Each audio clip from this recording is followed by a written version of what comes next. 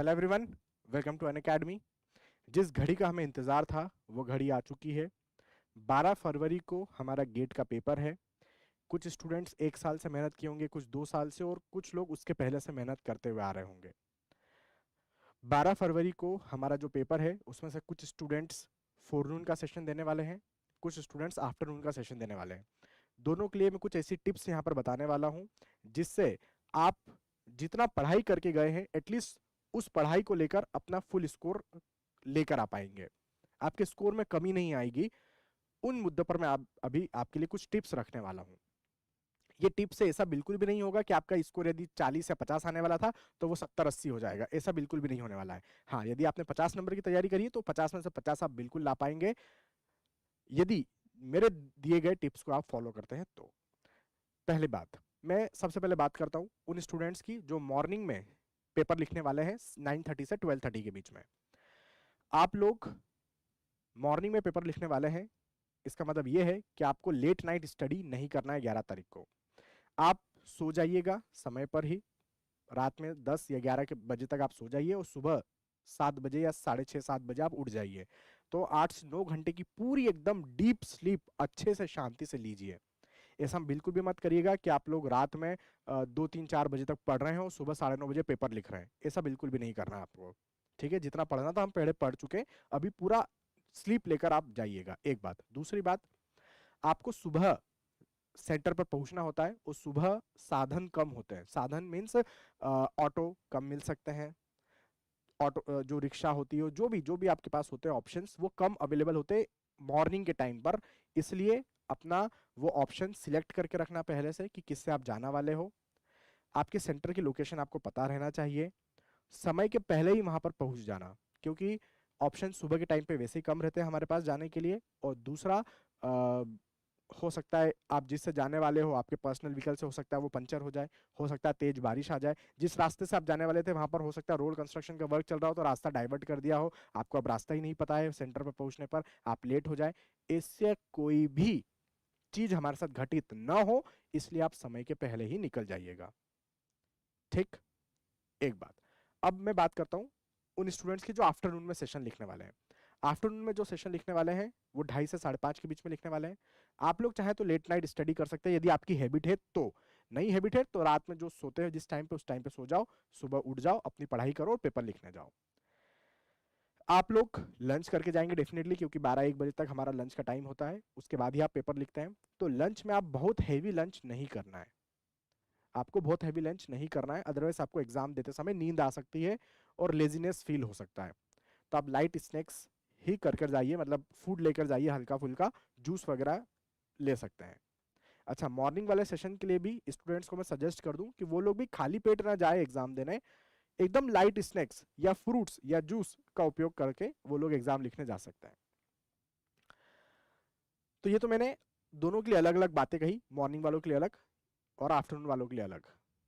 अब मैं बात करता हूं कुछ ऐसी बातों के लिए जो दोनों को स्ट्रिक्टली फॉलो करना है। वो ये है कि पॉइंट नंबर 1, वो 3 घंटे आपकी जिंदगी के सबसे महत्वपूर्ण 3 घंटे साबित होंगे यदि आप उसको अच्छे से आउटपुट में कन्वर्ट कर पाते हैं तो। वो 3 घंटे आपको जिंदगी में हमेशा याद रहेंगे यदि वो 3 घंटे से आप अच्छा स्कोर ला पाते हैं तो वो इन 3 घंटों के अंदर आप फुल्ली फोकस्ड रहना। क्या क्या विचार आते हैं मैं आपको बता देता हूं। हमारे मन में विचार आते हैं कि यार मेरे से 4-5 क्वेश्चन ये नहीं बने, मतलब मेरा स्कोर इतना आने वाला है, मतलब मुझे आईआईटी नहीं एनआईटी मिलने वाला है, मुझे पीएसयू नहीं मिलेगा लेकिन आईआईटी मिल जाएगा, मुझे आईएससी नहीं मिलेगा लेकिन आईआईटी मिल जाएगा। तो ये सब चीजें दिमाग में चल रही होती कि मैं इतने क्वेश्चन नहीं कर पा रहा हूं, मेरे इतने मार्क्स आने वाले हैं, तो मैं यहां पर प्लेस होऊंगा या वहां पर प्लेस होऊंगा, या यहां एमटेक करूंगा या वहां एमटेक करूंगा। ये सब बातें दिमाग में आती है। एक बात। दूसरी बात जो दिमाग में घूमती है वो ये घूमती है कि बस आज का ये आखिरी दिन है, बस ये पेपर जल्दी खत्म हो जाए, 5 बज जाए और मैं घर निकलूं, मेरा पूरा पैकिंग हो चुका है घर जाने के लिए, क्योंकि बहुत सारे लोग घर नहीं गए हैं 3-4 महीने से, जो हॉस्टल में रहकर पढ़ रहे थे एक गेट एग्जाम के लिए। मैं आज ही शाम को बस निकल जाऊंगा, जैसे भी रात को निकल जाऊंगा, रात को ट्रेन इतने बजे है, ट्रेन लेट ना हो जाए वरना मैं घर लेट पहुंचूंगा। ये सब बातें सेकंड पॉइंट जो आपके दिमाग में घूमती रहती है। तीसरी बात है कि जिन दोस्तों से मैं मिला नहीं हूँ अभी इतने टाइम से, उनसे मिल लूंगा आज ही रात में, उनसे फ़ोन पे कॉल बात करूंगा। व्हाट्सअप मैंने अनइंस्टॉल कर रखा था, तो व्हाट्सअप आज वापस से इंस्टॉल करूंगा, फ्रेंड रिक्वेस्ट भेजूंगा, बात करूंगा। ये सब बातें भी आपके दिमाग में उस दौरान चलती रहती है। तो आपको इन सब मुद्दों पर, इस टाइप के मुद्दे या इससे मिलते जुलते और भी जो भी मुद्दे होंगे, वो आपके दिमाग में नहीं घूमना चाहिए उस 3 घंटे के दौरान। उस 3 घंटे के दौरान जो आपके चीज दिमाग में होना चाहिए, सिर्फ वही क्वेश्चन होना चाहिए जो आपकी स्क्रीन पर है। इवन आपके दिमाग में पिछला क्वेश्चन भी नहीं होना चाहिए, आपके दिमाग में अगला क्वेश्चन भी नहीं होना चाहिए। आपके दिमाग में जो क्वेश्चन घूम रहा होना चाहिए, वो सिर्फ वही क्वेश्चन होना चाहिए, वही फॉर्मूला होना चाहिए, वही इक्वेशन होना चाहिए जो आपकी स्क्रीन पर लिखी हुई है उस दौरान। मान लो आप क्वेश्चन नंबर 5 सॉल्व कर रहे हैं, तो आपके दिमाग में क्वेश्चन नंबर 5 को लेकर ही चीजें चल रही होनी चाहिए, ना तो आपको 4 के बारे में सोचना है, ना क्वेश्चन नंबर 6 के बारे में सोचना है। समझ रहे हो क्या बोल रहा हूँ? इसको बोलते हैं फुल्ली डेडिकेटेड होना, फुल्ली फोकस्ड होना। वही लोग अच्छा स्कोर कर पाएंगे, क्योंकि आप जब फुल्ली फोकस्ड रहेंगे तो आपके द्वारा सॉल्व किया गया क्वेश्चन से निकला गया आंसर एकदम एक्यूरेट रहेगा, सही रहेगा। जल्दबाजी बिल्कुल भी नहीं करना है। वॉच वहां पर दिखता रहता है, उसको बकायदा नोट करते रहना, समय कितना बचा है, समय कितना बचा है, समय कितना बचा है। घड़ी को जरूर देखते रहिएगा, घड़ी देखना इज वेरी इंपॉर्टेंट। कैलकुलेटर का उपयोग बिल्कुल करिएगा, कैलकुलेटर का उपयोग बिल्कुल करिएगा। कहीं कहीं पर स्टूडेंट्स ओवर स्मार्ट बनते हैं। जैसे कि मैं आपको बताऊं, मुझे डिवाइड करना है, मान लो 166 डिवाइड बाय 2 करना है, 166 डिवाइड बाय 2 करना है, तो ये इजी है, हम कर लेंगे। 83 आंसर आएगा। 16 को काटा 8, 6 को काटा 3, 83 आ गया। यहां पर आप कैलकुलेटर यूज ना करें, चलेगा। लेकिन मैं मान लो कि मुझे डिवाइड करना है 177 बाय 3, तो अपना दिमाग वहां लगाने के बजाय 177 बाय 3 वहां पर मैनुअली कैलकुलेट करने के बजाय कैलकुलेटर का उपयोग कर लेना। तो जहां पर लग रहा हो वहां पर कैलकुलेटर का उपयोग तुरंत कर डालना, खुद मैनुअली सॉल्व करने में समय व्यतीत मत करना। समझ रहे हो आप मैं क्या बोल रहा हूं? तो ये एक और टिप जो आपको ध्यान रखना है।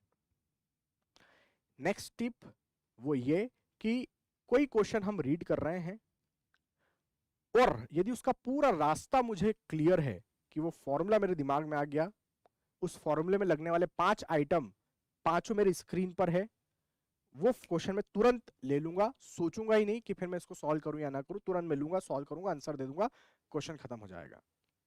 कोई क्वेश्चन मेरे सामने ऐसा आता है जिसमें से उसकी इक्वेशन या उसका फॉर्मूला तो मुझे पता है, लेकिन उसमें 5 चीजें यूज हो रही है जिसमें से 2 ही चीजें क्वेश्चन में दी है, बाकी की 3 चीजें मैं कैसे निकालूंगा मेरे को समझ में नहीं आ रहा है। उस क्वेश्चन को वहीं पर रोक के नेक्स्ट क्वेश्चन पर जंप कर देना, जो आपको अच्छे से आता है उसको पहले अटेम्प्ट करना, जो क्वेश्चन आपसे बन पा रहे हैं उसको पहले अटेम्प्ट कर लेना, जिसमें थोड़ा भी डाउट लग रहा है, रास्ता क्लियर नजर नहीं आ रहा है, उसको मार्क फॉर मतलब बाद में सॉल्व करने के लिए उसको मार्क करके छोड़ देना। जो भी क्वेश्चन आप करते हैं उसमें प्रॉपरली आंसर सबमिट करने का ऑप्शन होता है, वो अपने सभी आंसर्स को सबमिट जरूर करिएगा। Getting my point? सबमिट जरूर करिएगा, एक बात। दूसरी बात, जो भी न्यूमेरिकल आंसर टाइप क्वेश्चंस होते हैं उसमें किसी प्रकार की कोई नेगेटिव मार्किंग नहीं है, तो वो क्वेश्चंस आपको बिल्कुल अटेम्प्ट करना ही करना है। नेगेटिव मार्किंग वाला क्वेश्चंस में आपको सोचने की नीड होती है, लेकिन जिसमें नेगेटिव मार्किंग नहीं है, numerical answer type, filling the blank type, उसको छोड़ना ही नहीं है आपको। क्वेश्चन को भले आपको आता हो नहीं आता हो, कुछ ना कुछ वैल्यू उसमें पुट करके आंसर सबमिट उसका आपको करना ही है। इनकेस यदि वो गलत फ्रेम हुआ होता है क्वेश्चन, तो उसके मार्क्स फिर आपको मिल जाते हैं। Getting my point? तो ऐसे कुछ छोटी छोटी सी टिप्स मैं आपको यहाँ पर दिया, इस वीडियो में आपको दिया, ये आपके लिए बहुत महत्वपूर्ण है। पूरा एनर्जेटिक रहना, इधर वाला व्यक्ति क्या सॉल्व कर रहा है क्वेश्चन, इधर वाला व्यक्ति क्या सॉल्व कर रहा है क्वेश्चन, कितना स्पीड में वो सॉल्व कर रहा है, कितना नोटंकी कर रहा है इधर वाला आपको देखना ही नहीं है। आपको सामने देखना है, सिर्फ और सिर्फ सामने देखना है, बस,